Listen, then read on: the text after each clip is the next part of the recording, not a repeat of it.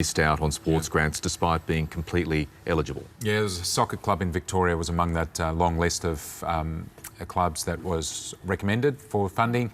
Missed out because they were in the wrong spot.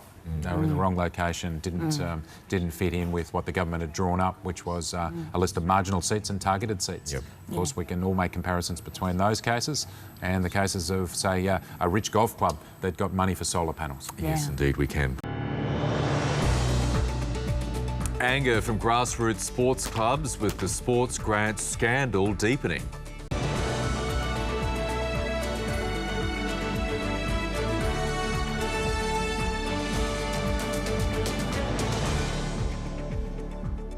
Welcome back on this Wednesday morning. You're watching News Breakfast. There's further backlash this morning over the federal government's controversial $100 million sports grants program, adding to pressure on the Nationals' deputy leader, Bridget McKenzie. Regional councils and community clubs, which missed out on the pre-election grants, say they're disappointed and disgusted. The ABC has obtained the full list of local projects that had their applications rejected by the Minister's office, including those that scored highly in an assessment by Sports Australia. This spreadsheet reveals Bridget McKenzie's office colour-coded applications based on which political party held the seat. With more, we're joined by the ABC's political editor, Andrew Probyn, who broke this story yesterday. Andrew, good morning. This takes this scandal so much further, doesn't it? It does, and I think, you know, as you were referring to, these documents, I mean, a big, thick document that we obtained, and just the way that it goes through every single grant in those colours.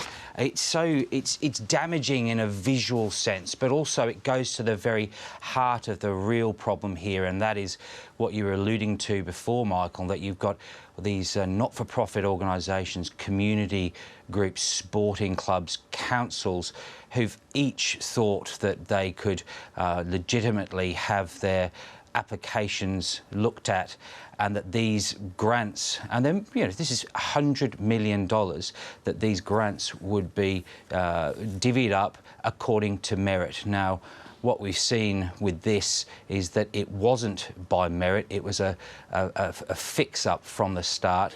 And it's going to be very damaging for the Prime Minister, and he resolves it. He has to answer this question as to what confidence we can have, Australians can have, community groups, quiet Australians, dare we say it, have in government process. Now, it's all very well for some people to say, well, this happens all the time. Well, it shouldn't happen, especially in the scale of millions and millions of dollars. And there will be some tension inside the government as well, because we know that there were projects in coalition seats that were rated very, very highly. Darren Chester, for example, in the seat of Gippsland, he had a roller derby that rated 98%, 98 points out of 100 in terms of its merit rating, according to Sport Australia. It didn't get anything, and not in the first round, the second round, or the third round. He'd be very disappointed, as would those other MPs who missed out. So, Andrew, what does this mean for Bridget McKenzie's future? As we know, we're waiting for that review commissioned by the Prime Minister, being carried out by the head of his department. But do these revelations, does the document you are holding make Bridget McKenzie's future even more uncertain? Well, I think it makes her future more tenuous. But I mean, this document itself is not the political sin that could end her career necessarily. There's a slightly more minor sin, and that is the failure to acknowledge, at least among her register, that she had a membership of the Wangartta Clay Target Club, which also received a grant. It received a grant in the second round, but we can see in this document from December that it had already been rated as slightly below the cut-off that the Auditor General established would have been in terms of that points I was talking about. The cut-off, the Auditor General said, would have been 74%. Well, the Wangartta Clay Target Club got 69, but it got about $36,000. So, I mean, it's that little sort of minor, a relatively minor political sin that could get her, and not what this represents, and that is a corrupted system that's absolutely rotten, and rotten from the start. National sports grants programs. With more, here's Pico. Thank you very much for that, Michael. The fallout from the scandal has angered many unsuccessful community clubs. One of those is the Kyneton Soccer Club in the Labor-held Victorian seat of Bendigo. Its president is Ron Cole. He joins us now from his holiday spot in Anglesey. Ron Cole, thanks for joining us. Perhaps you can give us some history to this. Tell us about your sporting club and why it deserved, in your view, to get some money. Yes, good morning, Paul. We're a very small soccer club in central Victoria. We're made up entirely of volunteers. We're a non-for-profit organisation. Our numbers keep growing considerably, and our ground down at Berkeley Square in Kyneton is just unplayable during the winter months. In the lead up to the grant application, we had to transfer over 150 of our games away, home games away from Berkeley Square, to other municipalities and other grounds throughout Victoria to be able to play our games. And Ron, you must have been delighted when you heard funding. Yeah, you must have been delighted when you heard this scheme was available. How much effort was put into pitching for money? Oh, we were over the moon when we heard about it, and there was a group of 4 of us got together, 3 mothers and myself, and the lady spent countless hours, hundreds of hours, putting together this application, and we thought we were in a really strong position to secure funding. Yeah, and one of the, well, there were 3 categories which you had to meet to get a recommendation from Sport Australia, and by all accounts your club ticked some boxes there. One was increasing participation and benefit to the community. Before I ask you about your reaction to political interference, just tell us what benefit to the communities your community club provide. Well, our numbers have grown over the last 5 or 6 years. We're an inclusive club, and we want to increase our participation, and one of the main areas of our growth has been in the female participation side of it. 4 or 5 years ago we had only 1 female team, and we've increased that to 4 last year, and we're hoping to increase that again. But without the facilities being available, it's making it very difficult. Okay, your reaction now to the news that the Minister colour-coded a spreadsheet. You didn't have the right colour, you weren't in the right electorate, you weren't on the list of marginals or targeted seats, so you didn't fit the bill. How did you feel when you've slowly been finding out these facts? Well, initially we were devastated back in 2018 when we found out we weren't successful in the first round, and then again not successful in the second or the third round. We didn't have any feedback on why we weren't successful. We didn't know our score or anything. But now that it's come to light that we received a score of 87 out of 100 and weren't successful, it's absolutely devastated a lot of people that were involved in that process. And it's just hard for the people to accept that we went through the process.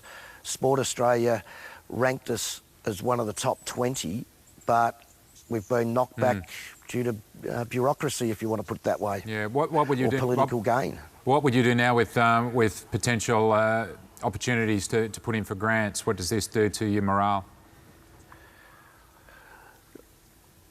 It's like I say, it's absolutely devastated the people that were involved in that process. And like I say, we're a volunteer organisation, non-for-profit. To get people to come along and actually put their hand up and say, we want to do this, and then for them to find out that we weren't successful in this manner, it just makes it extremely hard to keep people enthused and keep people wanting to be part of the club. It just knocks them. Now, Ron, you're a president, you're in charge of a committee, albeit a small one, but you know about responsibility and leadership. What would you like to see to perhaps the former sports minister, the government, or even those within Sport Australia that eventually ticked off on this money going out? So what accountability would you like to see? Well, I think there's due process, and the process was followed by all the clubs and organisations that put in for it. And I just wanted to see that the people at the top that make the decisions, they need to be accountable for what their actions are and to actually follow through with the promises that are made. And that hasn't happened. Ron, thanks. It's very disappointing. Ron, thank you very much for your time. We appreciate it, and we'll stay across this story and see whether the government does contact those clubs that were high on recommendation lists and missed out. No worries. Thank you very much. So there you go. That's just one of the clubs. Now, I've spent virtually all my life in community clubs, and over the summer I did it as well with cricket clubs down our way. I live in the outer suburbs. Now, one of the things I wanted to point out very briefly was in the outer suburbs, people don't talk about the pub test or pork barrelling. Those are political class terms. Or the bubble. No, or the bubble or the rest of it. But they do talk about corruption. And that's what people who have been coming up to me, they're not particularly pointing the finger at any political party, but they're saying this is corruption. And that's why they want to see action. You mentioned Sport Australia there. We have tried all of the political figures for interviews this morning. They've all said they're unavailable, from the Prime Minister down. Also, we've been trying to get Sport Australia people, including the chairman, John Wiley, to come on to give their side of the story. Particularly interesting now, given these revelations from Andrew Probyn. Yeah, John Wiley's been very quiet on this. We hope that he will come forward and speak. We know that Sport Australia, through Andrew Probyn's story, did raise questions in March. However, that spreadsheet became available and was starting to be moved on the previous December. There were 3 stages of the money, so lots of questions there for Sport Australia. Certainly, they ran the scheme and they should have something to say. OK, we'll certainly stay across this story. PK, thank you so much for that. Staying with the controversy, one MP who believes the former Sports Minister certainly does have questions to answer is veteran independent Bob Cantor. The second National Party leader I served with, I was still in the National Party then, he was caught in exactly the same situation that Bridget McKenzie, only much worse. Before that, Ros Kelly from the ALP was caught. After the Ros Kelly incident, you would have thought they would have learnt their lesson. The money is appropriated for the purpose of promoting sport, not for the purpose of promoting your political party, be it Labor or be it National Party. And if you don't understand that, you should get the hell out of Cabinet. It is consistent history in that party, and they do not learn their lesson. The ALP, well, I suppose at least I could say they learnt their lesson. But you know, for some reason, in the country, the Liberal Party representing the country areas, which is the National Party these days, none of them have been farmers, by the way. No, I don't think it's a sacking offence. I don't think it's that bad. But, what would be a sacking offence, though? No, Given I think, I don't want to go into the details, but I think there should be punishments. But I don't think sacking is appropriate. While Sport Australia was outlining which grants should be handed out, the Sport Minister's office was running what was known as a parallel process, looking at the location of these grants. Now, as I mentioned, Sport Australia deemed anything meritorious above the score of 74 out of 100. This spreadsheet showing that there were many clubs applying that got figures in the 80s and 90s but received no funding at all from this federal grants program. The ABC has spoken to a number of the clubs who've missed out, all very much disappointed. This is the first time they've actually seen the fact that they were considered meritorious in receiving some funding. There is a soccer club based in the Victorian electorate of Bendigo. They got a rating within the 80s, and their president is demanding answers from the government as to why they missed out. Now that it's come to light that we received a score of 87 out of 100 and weren't successful, it's absolutely devastated a lot of people that were involved in that process. And it's just hard for the people to accept that we went through the process. Sport Australia ranked us as one of the top 20, but we've been knocked back due to bureaucracy, if you want to put it that way, or political gain. So, Steph, this auditor's report was released a week or more ago, and there have been multiple senior ministers stand up and be questioned about this process and defend this process, even though the auditor had revealed that it was highly politicised. How's the government responding now? Well, one government minister said that he will be seeking answers for one of the clubs in his electorate.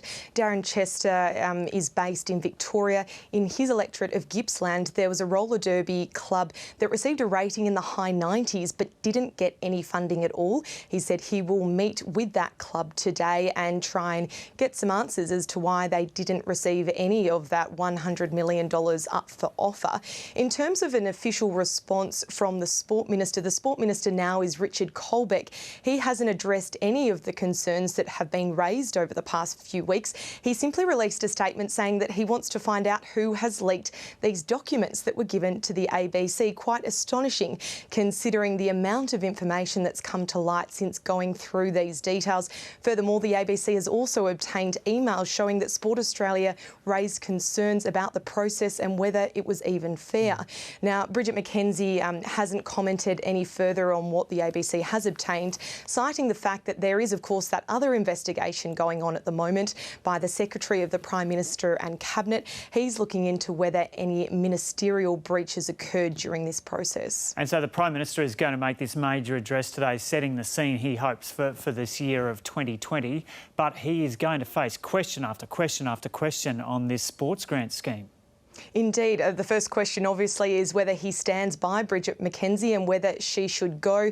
His answer in the past has simply been to say that he's waiting for this report by the Secretary of Prime Minister and Cabinet to come back. But the other question for him is, can he assure the public that other grant processes in the future will be fair and the right groups receive it? The Prime Minister, though, obviously wanting to focus on talking about the economy, also tackling climate change and how to handle bushfire crises into the future. OK, Stephanie Boris reporting there from Canberra.